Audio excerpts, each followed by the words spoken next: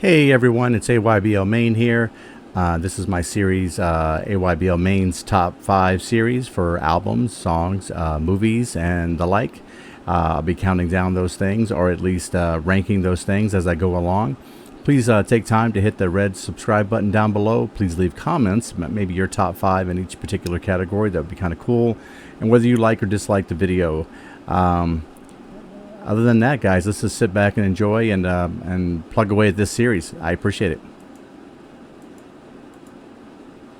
So how's it going, everyone? It's AYBL Main here. After a long weekend, I figured it'd be a good time to put some of this research in and get this top 10 songs from 1975 released this morning.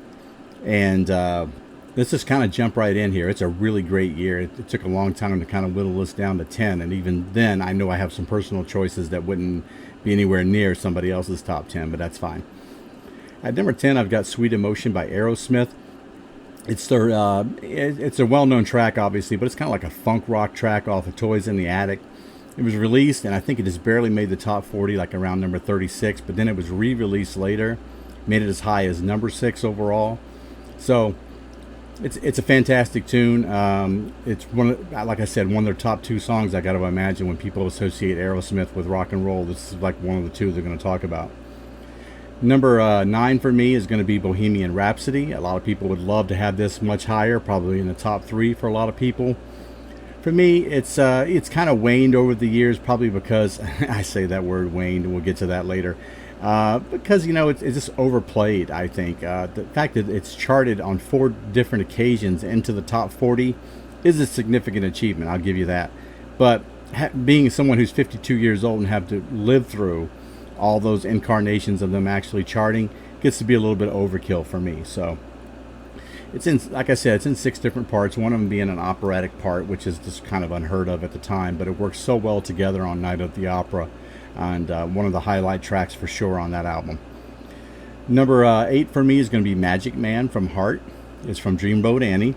Made it as high as number 9. I really like the fact that it's got the use of the synthesizers kind of playing off the bass a little bit at this. It's such a great rockin' tune. I mean, everybody just can kind of get into this song. If you're into rock and roll at all, you will love this song by Heart. So had to put it up here. I made sure it got it a little higher than some. This one's a personal choice for me at number 7. I've got Meet Me in the Morning off of Blood on the Tracks by Bob Dylan. It's the first song on the second side. It's a blues track, straight up blues. Pedal steel guitar, kind of playing off another rhythm guitar in the track, and it's just fantastic. I really love it. Probably a top 10 Bob Dylan song for me. I know not a lot of people share that. Some people really don't even like Blood on the Tracks at all, but it's I think maybe his second or third best album. I don't know. I'd have to sit down and really think about that at some point. I got at number 6. I've got One of These Nights by the Eagles. This track went all the way to number 1, and I really like it for the harmonies, especially there's some very high-pitched harmonies that are coming off of there. Something that they're not magnificently known for, but on this particular track, it actually worked really well. You know, it's a title track from that album. The harmonies are really high. I think that's something else that I kind of appreciate on there too. The guitar work is really tight, and it kind of shows that the production value of their albums kind of went up a little bit as they progressed through their albums, and it's kind of nice to see. Number 5 for me, I've got 10 Years Gone by Led Zeppelin. It's probably my favorite track on Physical Graffiti by a long shot. I like the interwoven riffs of the guitar work in it. It's almost hypnotic. So the way it's kind of woven together, it's very hypnotic. It's very subduing. Kind of just draws you into the music of the track. It's just fantastic. So I put that all the way at number 5. Number 4, I've got Rhiannon from Fleetwood Mac's self-titled album. That's the self-titled with Stevie Nicks and Lindsey Buckingham. Made it as high as number 11. It's number 488 all time on Rolling Stone's Top 500 Songs of All Time. Obviously, some mythological references going on in there. And Stevie Nicks, of course, you know, with her, she has this weird witchy-like personification that she kind of gives off all the time, and it kind of works well with her vocals. A track like Rhiannon It's just probably the most successful, well-known track on that particular CD for them. Number 4 and number 3, and I know that a lot of people are going to wish this was a lot higher. Is going to be Born to Run by Bruce Springsteen. Actually, Born to Run for me is maybe his second favorite album for me, but it's no denying that this is probably his most acclaimed song of all time. Probably his magnum opus, I gotta think, right? You gotta think so.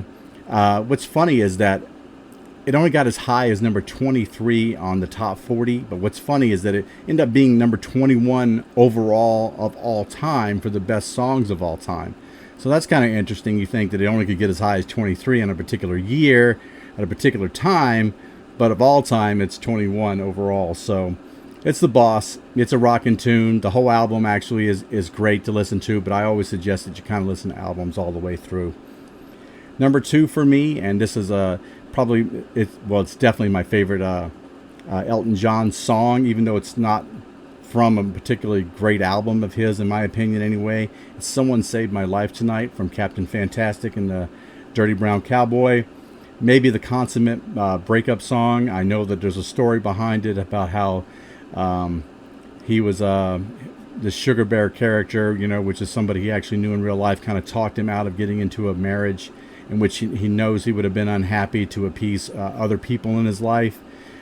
He was talked out of that, and this song was kind of that appreciation song for someone, saving his life and talking him out of doing something that probably would have not gone well for him in the long run, and he would have been unhappy. So it's a fantastic track. I got as high as number 4 on the charts, and it deservingly so. But number 1 for me for 1975, and it's like my number 2 favorite song of all time, is "Wish You Were Here" by Pink Floyd. It's from their prog rock concept album of the same name. The guitar work on here is phenomenal. I suggest that when you listen to "Wish You Were Here," the album, you should listen to it on the headphones. Just kind of the panning of the music as it goes around, back and forth, left to right, is just fantastic. Listed at number 324 for the best songs overall by Rolling Stones. Obviously, it's much higher for me, number 2 for me. So I feel that it's a much better tune than Rolling Stone does. Never charted in the United States. I think it barely broke into the top 50 in the UK. So, but this goes to show you that sometimes being of the time, you're not appreciated as much as you will be when history kind of plays itself out. That's all I've got for 1975, guys. I'd love to know what your top 10 are. Give me some of your thoughts about that particular year. Subscribe to my channel if you'd like. I really appreciate anything you can do. You guys take care.